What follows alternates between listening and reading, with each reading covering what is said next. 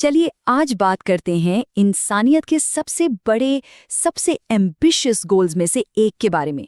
मंगल ग्रह पर एक नई दुनिया बसाना। न जाने कब से इस लाल ग्रह ने हम इंसानों को अपनी तरफ खींचा है। एक नई शुरुआत का वादा, एक नए घर की उम्मीद। लेकिन क्या ये सपना सच हो सकता है या फिर ये हमारी सबसे बड़ी भूल साबित होगा? क्योंकि इस सपने के साथ जुड़ी हैं कुछ बहुत बड़ी चुनौतियां और कुछ बेहद गहरे नैतिक सवाल। तो चलिए इन्हीं सवालों की तह तक चलते हैं। तो पहला सवाल यही उठता है, आखिर मंगल ही क्यों? ऐसा क्या है उस लाल ग्रह पर? इसका जवाब ना हमारी हिस्ट्री में भी है और हमारे फ्यूचर के डर में भी। देखिए, अंतरिक्ष में इंसान का सफर शुरू तो हुआ था देशों की आपसी होड़ से, अपनी ताकत दिखाने के लिए। लेकिन धीरे धीरे ये होड़ एक इंटरनेशनल कोलैबोरेशन में बदल गई। इंटरनेशनल स्पेस स्टेशन इसका सबसे बड़ा सबूत है। लेकिन आज की तारीख में मंगल पर जाने की वजह सिर्फ खोज नहीं है, बल्कि एक डर भी है, एक चिंता है कि क्या पृथ्वी पर सब कुछ ठीक रहेगा? क्लाइमेट चेंज, बढ़ती आबादी, इन सब के बीच क्या मंगल हमारे लिए एक प्लान बी बन सकता है, एक तरह की आखिरी उम्मीद? ठीक है, तो मंगल पर जाने का सपना तो बहुत अच्छा है, लेकिन वहां पहुंचना और फिर जिंदा रहना, ये एक बहुत ही मुश्किल, मतलब असाधारण चुनौती है। और ये चुनौती तो सफर शुरू होते ही सामने आ जाती है। सोच कर देखिए जरा, करीब 3 साल का सफर, मतलब बाहरी दुनिया से कोई लेना देना नहीं, गहरे अंतरिक्ष का खतरनाक माहौल, और हमारा इंसानी शरीर जो ऐसी परिस्थितियों के लिए बना ही नहीं है। ये एक ऐसा टेस्ट है जो पहले कभी नहीं हुआ। और यहीं पर नासा की एक बहुत ही दिलचस्प स्टडी काम आती है, ट्विन स्टडी। इसमें 2 जुड़वा भाई थे, एक अंतरिक्ष में आईएसएस पर थे और दूसरे पृथ्वी पर। इस स्टडी ने जो बताया ना, वो सच में चौंकाने वाला था। इसने अंतरिक्ष यात्रा की वो कीमत बताई जो हमें दिखाई नहीं देती। अब इसे ऐसे समझिए, हमारे जो क्रोमोसोम्स होते हैं ना, उनके सिरों पर एक तरह की प्रोटेक्टिव कैप होती है। इसे टेलोमियर्स कहते हैं। अब हुआ ये कि अंतरिक्ष में एस्ट्रोनॉट स्कॉट कैली के ये टेलोमियर्स 14.5% लंबे हो गए। बड़ा अजीब है ना? लेकिन कहानी में ट्विस्ट तो अब आया। जैसे ही वो पृथ्वी पर वापस आए, ये प्रोटेक्टिव कैप्स खतरनाक तरीके से छोटी हो गईं। और इतना ही नहीं, 811 जीन्स हमेशा के लिए बदल गए। मतलब ये हमारे जेनेटिक मेकअप के साथ एक बहुत ही खतरनाक खेल है। और ये तो बस एक उदाहरण है।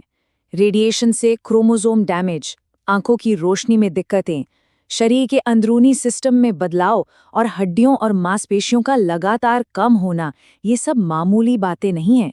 ये हमारे शरीर में होने वाले बहुत ही बुनियादी और गहरे बदलाव हैं। चलिए 1 मिनट के लिए मान लेते हैं कि हम ये लंबा और खतरनाक सफर पूरा कर लेते हैं। हम मंगल पर पहुंच गए। अब क्या? अब असली चुनौती शुरू होती है।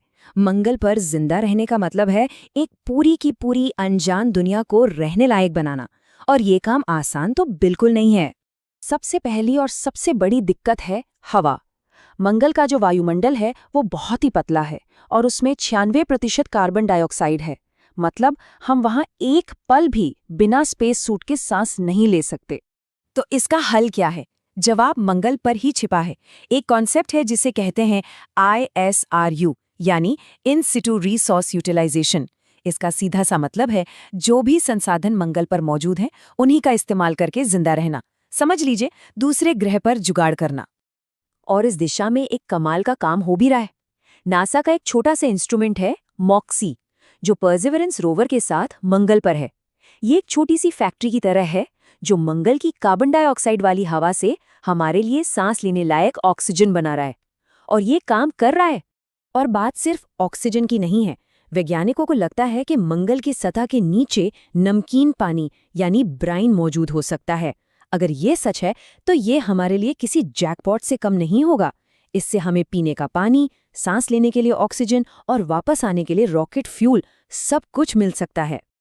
अच्छा, हवा पानी का तो हो गया, पर खाने का क्या? क्या हम हमेशा पृथ्वी से खाना मंगवाते रहेंगे? नहीं। इंटरनेशनल स्पेस स्टेशन पर वेजी नाम का एक एक्सपेरिमेंट हुआ, जिसमें अंतरिक्ष में ही लेट्यूस जैसी सब्जियां उगाई गईं।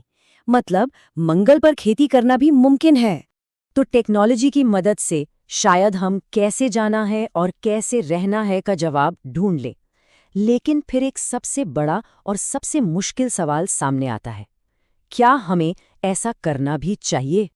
देखिए, हर कोई इस मार्स मिशन को लेकर उत्साहित नहीं है। आलोचकों का कहना है कि ये बस एक तरह का एस्केपिज्म है। मतलब हम अपने ग्रह पृथ्वी की समस्याओं को सुलझाने के बजाय उनसे भागकर एक नई दुनिया बसाने की सोच रहे हैं। और यह एक बहुत जरूरी सवाल उठता है, मंगल पर कौन जाएगा? क्या सिर्फ अमीर और ताकतवर लोग? क्या इससे इंसानों में एक नया बंटवारा नहीं हो जाएगा? और हम जिन समस्याओं जैसे युद्ध, बीमारी, लालच से यहाँ जूझ रहे हैं, क्या हम उन्हें अपने साथ मंगल पर नहीं ले जाएंगे? ये बहस असल में दो अलग-अलग फिलोसॉफिकल सोच की है।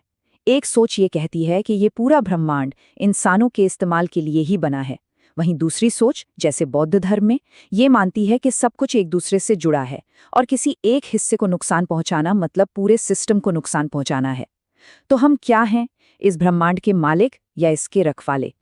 और इसी सोच से जुड़ा है एक और बड़ा आइडिया, टेराफॉर्मिंग। मतलब मंगल ग्रह को पूरी तरह से बदलकर उसे एक दूसरी पृथ्वी बना देना। उसके एटमॉस्फेयर से लेकर तापमान तक सब कुछ हमारी सहूलियत के हिसाब से बदल देना। लेकिन सोचिए, ऐसा करने में हम क्या खो देंगे? मंगल जैसा आज है वो एक अनोखी, अछूती दुनिया है, एक साइंटिफिक ट्रेजर। उसे बदलने का मतलब है कि हम उसके रहस्य जानने का मौका हमेशा के लिए खो देंगे। इससे पहले कि हम उसे समझ पाएं, हम उसे मिटा देंगे। तो आखिर में मंगल पर बस्ती बसाने की ये पूरी बातचीत सिर्फ टेक्नोलॉजी या साइंस के बारे में नहीं है, ये हमारे बारे में है। ये इस सवाल के बारे में है कि हम इंसान के तौर पर अपना भविष्य कैसा चाहते हैं और हम किस ग्रह को बचाना चाहते हैं या किसे छोड़ देना चाहते हैं।